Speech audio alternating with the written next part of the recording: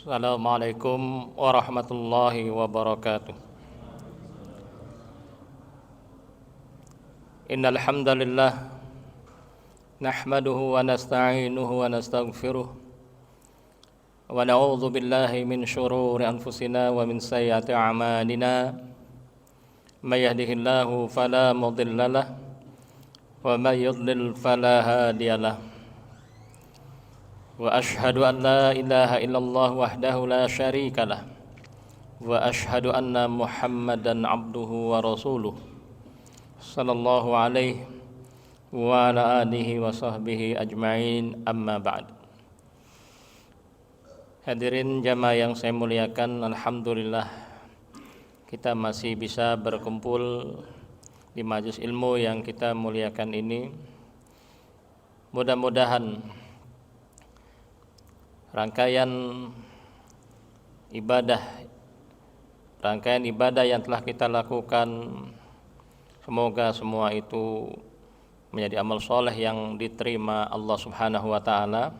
Segala kurang, salah dan mungkin suatu yang terjadi di dalamnya Allah ampuni, Allah maafkan. Hadirin rahimakumullah, dalam pertemuan sebelumnya kita sudah singgung pengertian sunnah baik secara bahasa maupun penggunaannya.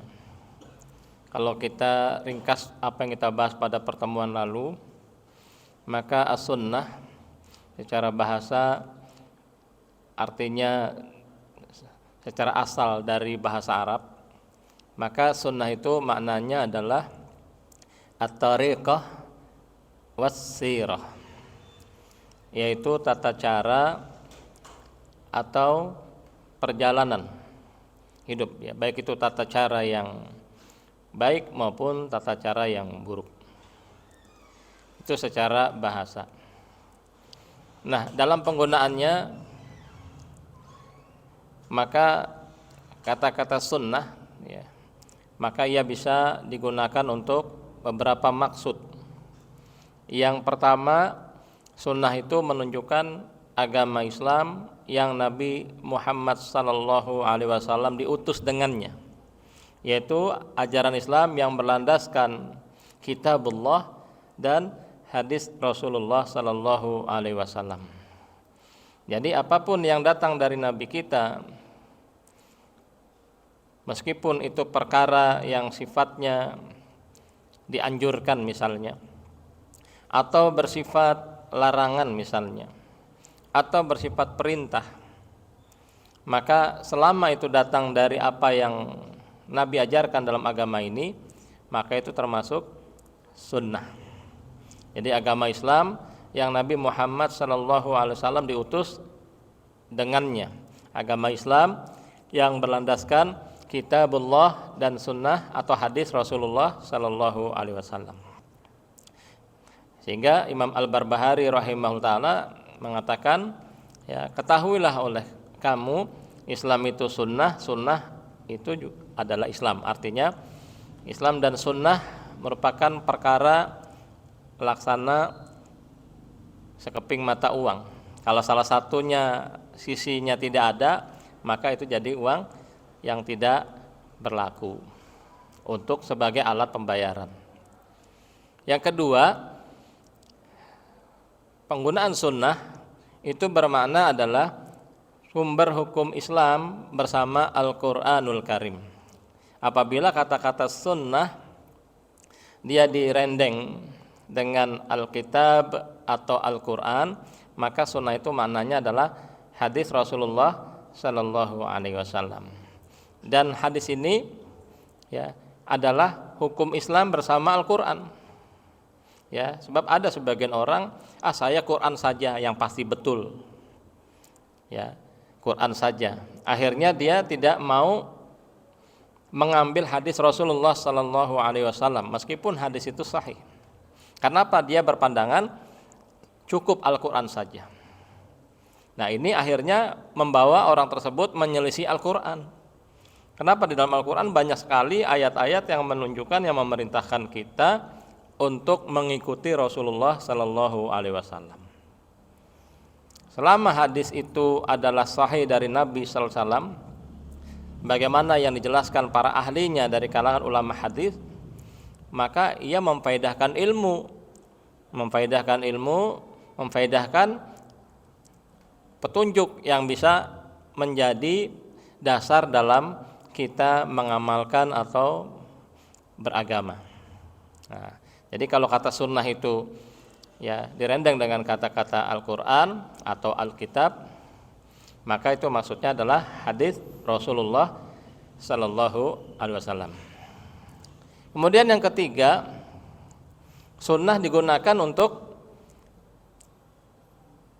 menjadi perkara lawan menjadi perkara yang baru dalam urusan agama. Setiap perkara yang baru dalam urusan agama Islam, di mana Islam sudah dinyatakan sempurna oleh Allah Subhanahu wa taala, Rasulullah SAW telah menjelaskan semua perkara yang mendekatkan seorang hamba ke surga dan menjauhkan dari neraka. Lalu ia melakukan perkara-perkara yang semisal agama itu, lalu disandarkan kepada agama ini, kepada Rasulullah SAW, maka itulah perkara baru, ya, perkara baru dalam agama.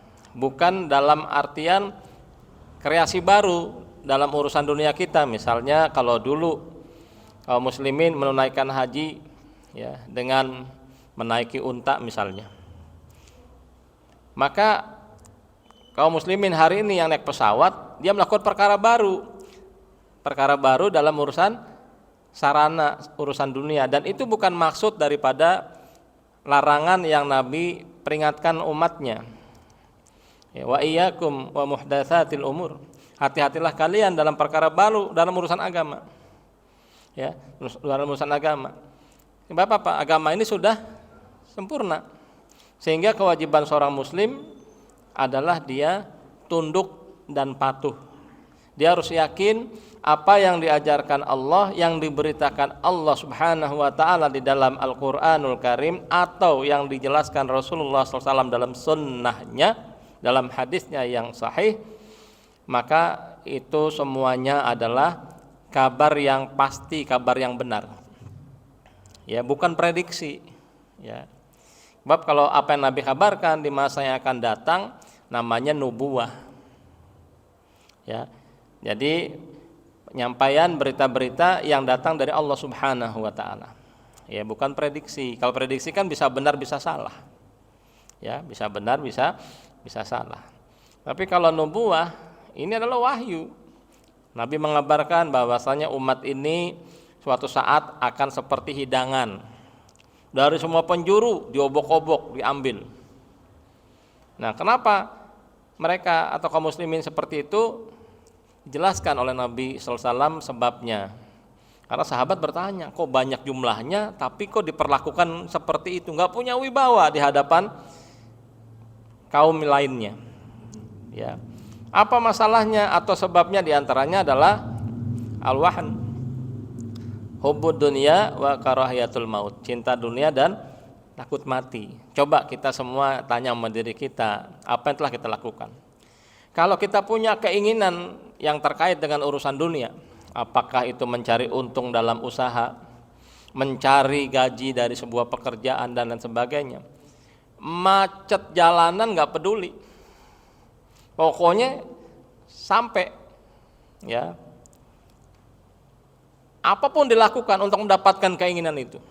Bahkan ketika keinginan itu harus ditebus dengan biaya, meskipun kita awalnya tidak punya, bisa tersedia demi keinginan yang kita ingin raih tadi. Tapi coba ketika kita pengen surga, Pak, mau nggak masuk surga? Semua jawab mau. Tapi jalan ke surga diambil yang cocok sama selera. Ya, terkadang mengambil yang A tapi yang B didustakan. Diambil yang B, terkadang yang C diremehkan. Padahal kita diperintah udkhulu fis silmi kafah. Masuk ke dalam Islam secara total, artinya lahir batin kita tunduk kepada Allah, meskipun mungkin dalam prakteknya ada yang kurang, ada yang keliru. Tapi keinginan kita untuk tunduk dan patuh. Tunduk dan patuh kepada Allah Subhanahu wa taala, lahir dan batin. Enggak ada keinginan untuk membangkang. Nah, coba tanya sama diri kita. Ketika datang firman Allah Subhanahu wa taala, ketika datang sunnah-sunnah Rasulullah SAW, baik itu berupa kabar berita atau perintah atau larangan atau apa saja yang membahagiakan atau menyelamatkan kita dari api neraka, bagaimana sikap kita menghadapi itu semua? Kalau sempit hati, maka yang dilihat celah untuk membantah. Memang hadisnya betul, ayatnya begitu, tapi kalau coba perhatikan, kalau ada urusan dunianya, ada halangan apapun dicari bagaimana halangan itu bisa dihilangkan, dilampaui. Tapi ketika urusan agama, untuk selamat dirinya sendiri, untuk menyelamatkan keluarganya, ternyata tidak sesemangat ketika kita mendapatkan keinginan dunianya. Coba perhatikan. Seandainya misalnya kita dijanjikan oleh teman, atau kita dijanjikan oleh orang yang memberikan pekerjaan kepada kita, bahwasanya uang, biaya atau mungkin upah untuk kamu silakan ambil nanti di sini, di kantor saya, dan kantornya kita tahu jauh, macet, kira-kira kita bilang udah lo dong yang perlu, yang bayar gitu, atau kita datengin dia? Umumnya kita akan rela bermacet-macet demi mendapatkan hal tersebut.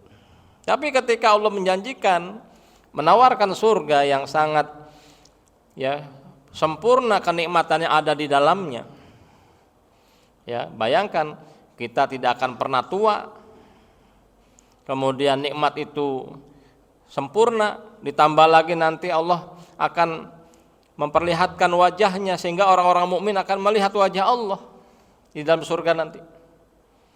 Dan tidak ada kenikmatan yang paling agung di dalam surga selain apa? Memandang wajah Allah yang mulia. Kita rindu pengen ketemu Allah. Bayangkan, masuk surga aja udah untung, tapi Allah akan perlihatkan dirinya nanti. Sehingga orang-orang mukmin semuanya tanpa terkecuali merasakan kenikmatan yang paling agung setelah nikmat masuk surga, dan kenikmatan yang ada di dalamnya adalah memandang wajah Allah yang maha mulia. Mudah-mudahan kita tidak diharamkan untuk memandang wajah Allah yang mulia. Sebab kalau orang diharamkan memandang wajah Allah yang mulia, maka dia tidak mungkin masuk surga. Kalau seorang diharamkan Allah memandang wajahnya yang maha mulia, maka orang itu akan diharamkan masuk ke dalam surga. Naudzubillah. Tapi orang mukmin dia akan memandang wajah Allah yang maha mulia. Mudah-mudahan kita semua menginginkan itu semua, menginginkan memandang wajah Allah yang mulia. Karena memang berdasarkan keterangan hadis yang sahih dan tafsir-tafsir dari ayat yang ditafsirkan langsung oleh Nabi SAW, nanti ada itu makna daripada yang namanya ziyadah, tambahan di situ adalah memandang wajah Allah yang maha mulia. Hadirin rahimakumullah. Nah, sunnah ini untuk menjadi lawan dari semua perkara yang diada-adakan orang dalam urusan agama ini. Itu pengertian atau penggunaan kata-kata sunnah yang ketiga. Kemudian yang keempat, kita mengulang sedikit. Sunnah itu makna digunakan untuk amalan yang bukan wajib tapi dianjurkan. Amalan itu dianjurkan untuk kita kerjakan, tapi bukan kewajiban. Artinya kalau kita nggak mengerjakan, tidak berdosa. Misalnya apa? Misalnya kita tidak kita mencukupkan diri dengan sholat fardu saja misalnya. Kita hanya sholat subuh, zuhur, asar, maghrib, isya. Sholat sunnah yang menyertai sholat fardu sehari 5 kali semalam itu, 5 kali sehari semalam itu tidak kita lakukan, kita hanya mengerjakan yang wajib saja, maka itu tidak berdosa. Namun seorang muslim hendaklah jangan menyia-nyiakan satu kebaikan apapun, apalagi kalau kebaikan itu akan menutupi segala kekurangan yang terjadi dalam kewajiban yang kita lakukan. Siapa yang bisa menjamin sholat fardu kita khusyuknya sempurna, ya, pahalanya sempurna? Belum tentu. Ya. Nah, mungkin dengan kita mengerjakan sholat sunnah yang dianjurkan, segala kekurangan yang terjadi Allah tutupi. Bahkan bisa jadi dengan mengamalkan sholat sunnah tersebut, malah kita diberikan tambahan, misalnya sebuah rumah di surga misalnya, kalau menjaga 12 sholat sunnah rawatib, 2 rakaat sebelum sholat subuh, ya, 2 rakaat atau 4 rakaat, ya, 2 rakaat salam, 2 rakaat salam sebelum zuhur, 2 rakaat sesudahnya, 2 rakaat sudah sholat maghrib, dan 2 rakaat sesudah sholat isya. Ya. Ummu Habibah radhiyallahu taala anha, ketika dia mendengar dari Nabi sallallahu alaihi wasallam tentang keutamaan 12 rakaat ini, maka beliau tidak pernah meninggalkannya. Nah, kalau laki-laki bisa nggak?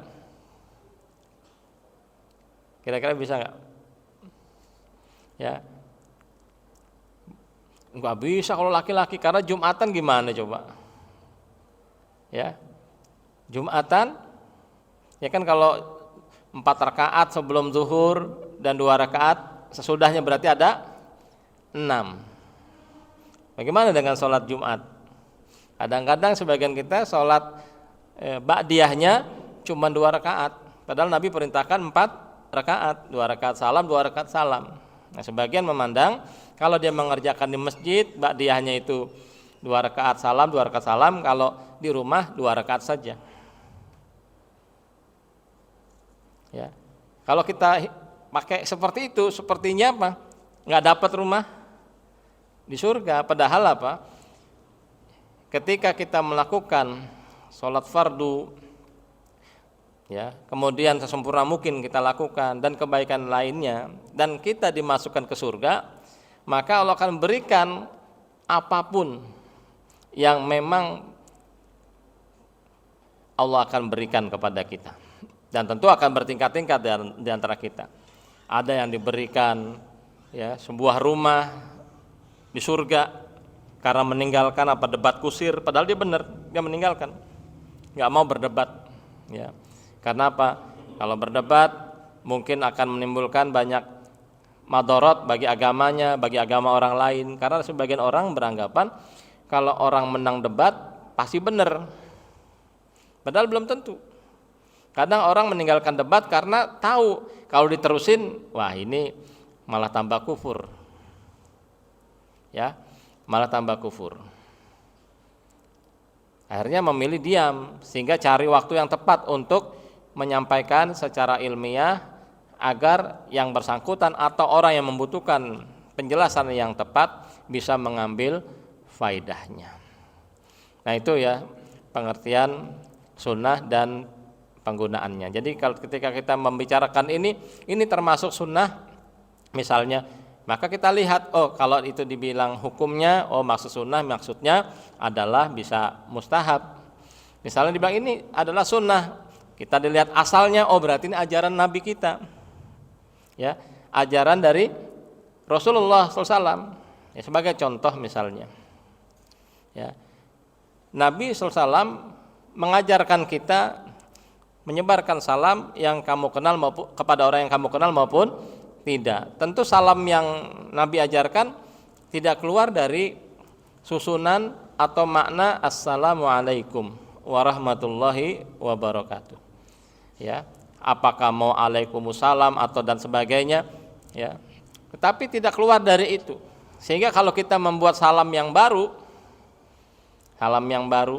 ya, habis ngucapin salam lalu ngucapin salam-salam yang lain, yang di situ malah mengandung makna yang tidak betul misalnya, maka tentu akan merusak atau mengurangi, ya, daripada yang Nabi ajarkan tersebut.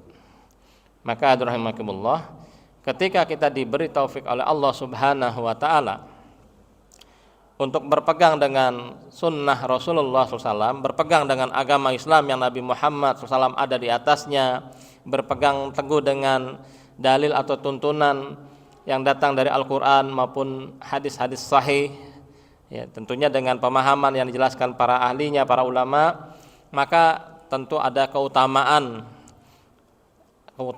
atau fadilah yang didapatkan orang tersebut. Yang pertama, ya, di antara keutamaan, ya, keutamaan bersama sunnah Rasulullah SAW dalam semua urusan. Ya, karena sebagian ulama mengatakan, ya, naduru ma'as sunnah haitsu darat. Naduru ma'as sunnah haitsu darat. Kita beredar bersama sunnah kemana sunnah beredar. Artinya, ya, bersama sunnah Rasulullah SAW dalam semua urusan.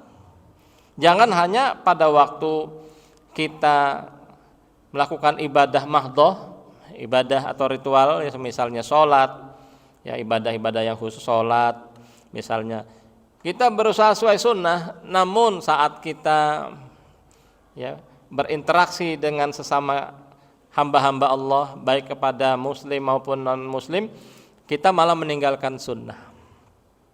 Ketika kita berjual beli, kita tinggalkan sunnah.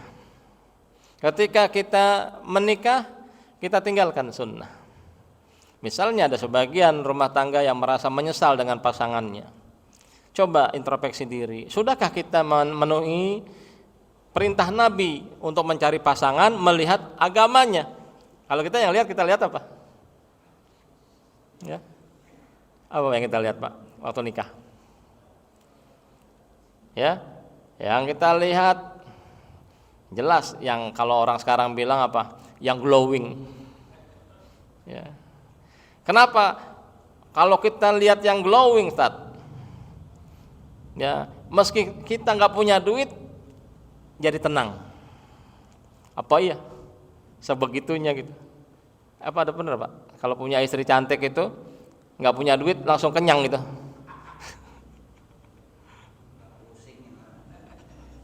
Nggak ada ya, Pak, ya. Ya, artinya Pak, biar kata istri kita glowing, suami ganteng, tetap kalau nggak punya duit tetap puyeng. Nah, padahal diperintahkan kita apa? Untuk mengambil pasangan yang memiliki agama, lihat agamanya. Ini ada rahasianya. Kalau pasangan kita dan pasangan kita bertakwa kepada Allah, ya, maka Allah yang akan ngasih solusi dalam perjalanan rumah tangganya. Karena siapa yang bertakwa kepada Allah, Allah berikan jalan keluar dari urusannya, diberikan rezeki dari arti tidak disangka-sangkanya. Ya, kalau nggak bertakwa, apa yang terjadi? Semua mengandalkan kepada apa yang ada di tangannya, apa yang ada di dalam saldo ATM atau tabungannya. Ketika lihat di ATM saldo menipis, langsung, ya, berkerut alisnya. Waduh, tinggal segini. Ketika saldo penuh misalnya, ya, banyak, ya, seperti menjadi orang yang berbahagia. Padahal terkadang Allah Subhanahu wa taala mengambil harta seorang hambanya itu gampang. Korun kayak apa coba? Hartanya, ya, menjadi perkara yang diinginkan oleh banyak orang. Jangankan di masanya, sampai hari ini, sampai hari kiamat mungkin ada yang pengen jadi kayak Korun. Makanya ada muncul aliran-aliran, ya, kajian-kajian apa materinya apa? Cara mencari harta. Wirid ini, ya, sholawat itu, ya, biar jadi menarik rezeki dari semua arah. Dari semua arah. Enggak peduli tuh isi bacaan atau amalannya mengandung syirik di dalamnya. Ingat satu kaidah penting dalam hidup kita, kalau kita mendapatkan kenikmatan atau apa yang kita inginkan dengan menyelisihi apa yang Allah ajarkan, itu adalah istidraj. Menurut kita itu karunia, tetapi sebenarnya Allah biarkan dia merasa seperti itu untuk mendapatkan hukuman di waktu yang Allah lebih tahu kapannya. Ya. Bisa jadi ketika waktu kita biasa-biasa saja, ya sholat tepat waktu. Namun ketika gaji mulai meningkat, posisi mulai menanjak, nah terkadang ya kita tidak sebagaimana sebelumnya. Bukan berarti nggak boleh jadi orang kaya, boleh. Asalkan apa? Kita bertakwa kepada Allah Subhanahu wa taala. Ya. Makanya kalau minta kepada Allah jangan tanggung-tanggung. Allahumma ja'alni ghaniyan taqiyya. Ya Allah, jadikan aku orang kaya lagi bertakwa kepadamu. Kenapa? Dengan dia bertakwa, harta yang didapatkan jauh dari syubhat apalagi yang haram. Kemudian ia gunakan untuk taat kepada Allah, untuk memuliakan agama Allah, untuk menolong saudara-saudaranya seagama, sehingga dia melihat saudaranya ya ketika dia susah, baik dia berbicara atau tidak, itu dianggap peluang untuk beramal soleh. Tidak seperti sekarang, umumnya kaum muslimin pada umumnya, ini umumnya manusia, tapi kita bicara saudara kita semua, kaum muslimin. Umumnya ketika dalam kondisi kesempitan mudah bercerita akan kesempitan yang ia rasakan. Tapi ketika ia dapat kelapangan, pintar menutupi hal tersebut sehingga apa? Dia takut nanti ada orang minta atau menginginkan apa yang ia miliki. Makanya sering kita katakan, seandainya kesulitan, musibah itu bentuknya batangan emas, ada nggak yang mau cerita? Seandainya kita dapat musibah, dapat cobaan, dan musibah atau cobaan itu bentuknya adalah batangan emas, ada nggak di antara kita yang mau cerita sama yang lain? Nggak bakalan, kita umpetin. Kenapa? Karena batangan emas bentuknya. Namun masalahnya, ya, keutamaan orang yang mendapatkan kesempitan dan musibah ini, bagi seorang muslim, itu akan dilihat saat bertemu dengan Allah Subhanahu wa taala. Ya, bukan berarti kita kalau gitu kita jadi orang musibah, tidak, kita diperintah untuk untuk mendapatkan afiah. Makanya kita sebaiknya mencontoh Nabi SAW di antara doa beliau apa? Allahumma inni a'udzubika min zawali ni'matik wa tahawuli afiatik wa fujati nikmatik wa jami'i sakhatik. Ya Allah, aku berlindung kepadamu dari hilangnya nikmatmu.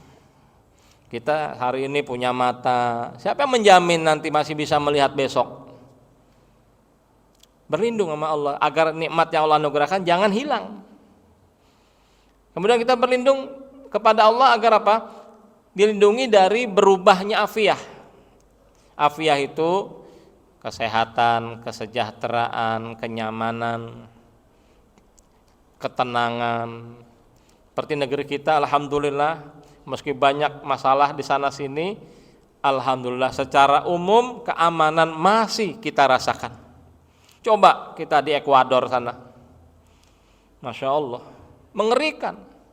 Ya, geng-geng narkoba istilahnya perang dengan pemerintah, rebutan lahan ya di antara geng-geng tersebut.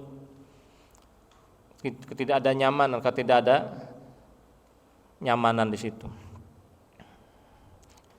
Alhamdulillah, kita banyak masalah, ada masalah, tapi alhamdulillah masih diberikan aman. Bisa kita sholat berjamaah, bisa menghadiri kajian.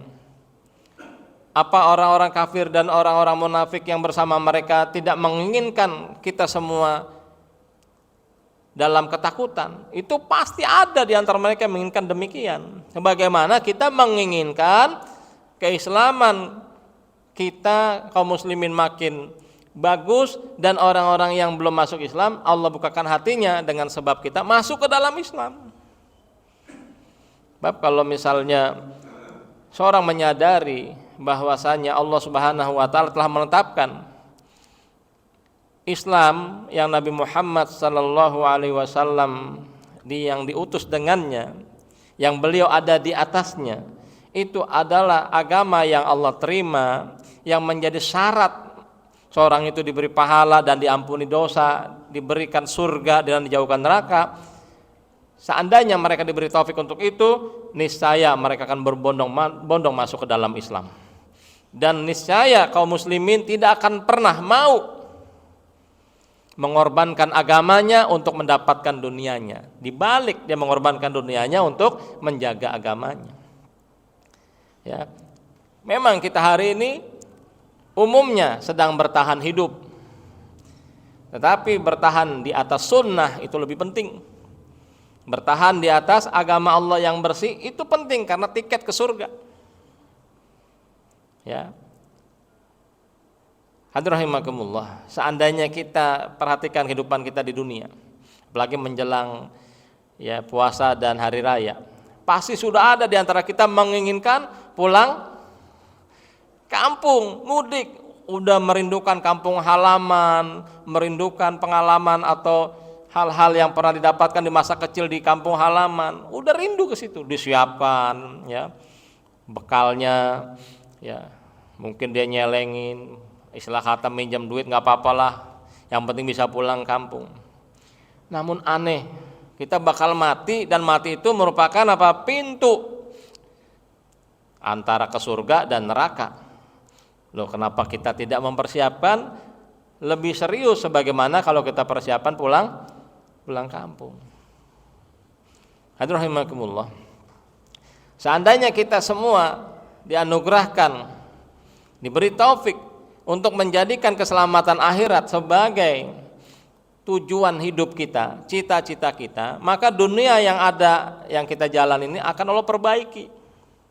Karena itu janji Rasulullah SAW pernah menyampaikan demikian. Man kanatil akhirah niyatahu, siapa yang akhirat menjadi niatnya, yang niatnya mencari akhirat, mencari pahala, mencari keselamatan, jangan sampai masuk ke siksa kubur, siksa neraka, sehingga dia berusaha menjalani semua kehidupannya untuk itu agar selamat. Maka apa? Jama'allahu lahu amrohu, maka Allah akan apa? Kumpulkan urusannya. Apapun yang kita lakukan, hanya minum air misalnya, mungkin orang menghilangkan haus, kita niatkan, ya, kita hadirkan, kita minum itu adalah apa? Untuk menguatkan tubuh kita untuk taat. Kalau kita niatnya seperti itu, haus juga hilang. Tapi kalau cuma dapat haus doang, ngilangin haus doang, apa dapatnya kita dapat? Ya, walikullim ri'in ma nawa, masing-masing orang itu mendapatkan pahala atau tidak berdasarkan niatnya. Ya, kita minum, ya, minum. Hadirkan, kita ingin tidak hanya menghilangkan haus, tapi agar apa? Tubuh kita memiliki kekuatan untuk dekat kepada Allah, untuk berbuat kebajikan, hingga kita hilang haus kita. Insya Allah ada pahala yang dicatatkan dalam catatan amal kita. Apalagi ketika kita minum juga berusaha mencontoh, meneladani Nabi SAW ketika minum, menggunakan tangan kanan, mengucapkan bismillah, alhamdulillah 3 kali napas. Masya Allah, itu baru bab minum. Apalagi kita kasih orang lain minuman, kita berikan minum, ini termasuk sedekah. Makanya hadirin rahimakumullah, kalau kita termasuk orang yang dilonggarkan rezeki kita, jangan sampai luput bersedekah dengan air. Ya, misalnya di masjid-masjid, ya, baik itu buat orang yang sholat Jumat misalnya, atau buat yang kajian, atau mungkin kita setiap jalan kemana bawa air lebih ketika melihat ada orang yang membutuhkan tanpa dia minta kita kasih. Itu baru bab air, belum bab lain-lain, masih banyak sekali. Karena itu apa? Jalan kebaikan itu luar biasa banyaknya. Maka alhamdulillah, siapa yang akhirat niatnya, jama'allahu lahu amrahu, Allah akan kumpulkan urusannya. Ya. Wa ja'ala ginahu fi qalbihi, Allah tetapkan, Allah berikan kecukupan, kekayaan di hatinya. Ketika orang banyak mengumpulkan harta, maka dia menjauh. Kalau memang niatnya hanya mengumpulkan harta, karena dia tahu orang yang banyak diterima, banyak penerimaannya, maka banyak hisapnya. Seperti kita masuk supermarket ya, supermarket kita ambil barang-barang yang kita pengen, bisa langsung keluar apa bayar dulu? Ya, ditanya tuh beli apa nih, kan ada semua tuh. Sama kita di hadapan Allah nanti, hisab Allah itu sangat teliti, makanya jangan lupa minta selalu hisab yang mudah. Karena di antara doa Nabi SAW di dalam sholatnya itu apa? Allahumma ini as'aluka, Allahumma hasibni hisaba yasira. Ya Allah, hisablah aku dengan hisab yang mudah. Allahumma hasibni hisaba yasira. Ya Allah, hisablah aku dengan hisab yang mudah. Hisab yang mudah bagaimana itu? Catatan amalan kita diperlihatkan kepada kita, namun tidak diperiksa secara teliti, sehingga bisa jadi perasaan saya pernah melakukan dosa besar, kok nggak ada dosa besar saya ya, ditutupi aib kita atau mungkin sudah dihapus. Rahimakumullah. Kemudian watathud dunya wa hiya raqimah, dan dunia akan datang kepadanya, kepada orang yang menjadikan akhirat sebagai tujuannya. Dunia itu akan datang dalam kondisi dunia itu hina di hadapannya. Ya, kalau orang yang mencari dunia, maka dunia itu akan menghinakannya. Sehingga antum perhatikan, banyak orang mencari dunia sampai dia mengorbankan agamanya, sampai sholat dia tinggalkan, difardukan, diwajibkan 5 kali sehari, dia kerjakan terkadang 4 kali, terkadang 3 kali, kadang 2 kali, kadang sekali-kali. Kadang banyak di kalangan kita meremehkan, meninggalkan sholat asar. Padahal apa? Orang yang meninggalkan sholat asar apa? Batal amalnya, hapus amalnya. Sholat asar ditinggalin, apalagi sampai ninggalin yang 5 waktu. Ini apa? Sangat berada di bawah ancaman yang berat. Kemudian rahimakumullah, dunia akan datang kepadanya dalam kondisi hina. Artinya apa? Ya, kalau kita benar-benar bertakwa kepada Allah, terkadang kita mendapatkan rezeki tidak sama dengan orang-orang yang jauh daripada tuntunan takwa. Makanya seorang muslim selalu minta diberikan apa rezeki yang baik. Minta saja kepada Allah, ya Allah, cukupi kebutuhanku tanpa aku harus terhina. Cukupi kebutuhanku tanpa mengharap-harap, apalagi meminta-minta kepada makhlukmu. Sungguh Engkau maha kaya, maha berkuasa. Kalau Allah ingin memberikan rezeki kepada hambanya, tidak ada yang bisa menghalangi. Tapi kalau Allah menahan rezekinya, maka tidak ada seorang pun yang bisa mengambil rezeki itu untuk disampaikan kepada kita. Rahimakumullah. Nah, ini menunjukkan bahwasanya sunnah Rasulullah SAW ini merupakan apa? Perkara yang akan membahagiakan dan memuliakan. Makanya orang yang bersama sunnah Rasulullah SAW, yang pertama dia akan dianugerahkan keselamatan. Selamat hatinya dari akidah-akidah yang salah, selamat lisannya dari perkara-perkara yang membahayakan di hadapan Allah nanti atau merusak hubungan sesama. Ya, amalannya juga dijaga, selamat dari hal-hal yang akan tertolak amalannya atau bahkan membuat dia masuk ke dalam neraka. Makanya Imam Al-Zuhri mengatakan al-i'tisamu bis sunnah najah. Berpegang teguh dengan sunnah itu selamat. Berpegang teguh dengan sunnah itu selamat. Berpegang teguh dengan ajaran Islam yang Nabi Muhammad SAW diutus dengannya, itu membuat kita selamat. Makanya Allah peringatkan kita dalam surat apa? An-Nur ayat 63 itu diantaranya apa? Falyahdharil ladzina yukhalifuna an amrihi an tusibahum fitnah aw yusibahum adzabun alim.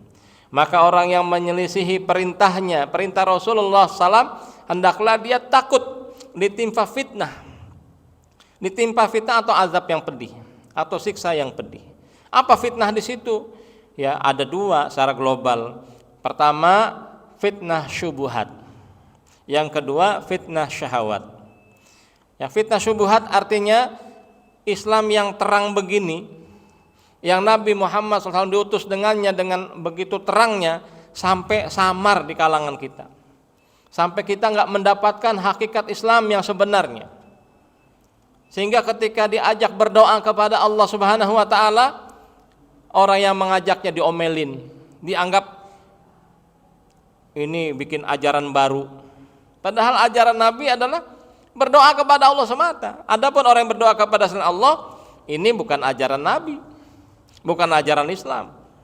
Meskipun orang-orang yang melakukan itu ya mengucapkan kalimat-kalimat mulia seperti syahadatain, seperti sholawat, tapi kalau dia berdoa kepada selain Allah, maka dia telah melakukan amalan yang Nabi Muhammad SAW tidak pernah ajarkan, perintahkan. Bahkan beliau dengan tegas mengatakan, idza sa'alta fas'alillah, kalau kamu minta, mintalah kamu kepada Allah. Apa sulitnya berdoa kepada Allah? Sulit bagi yang tidak diberi taufik. Tapi bagi yang diberikan taufik mudah.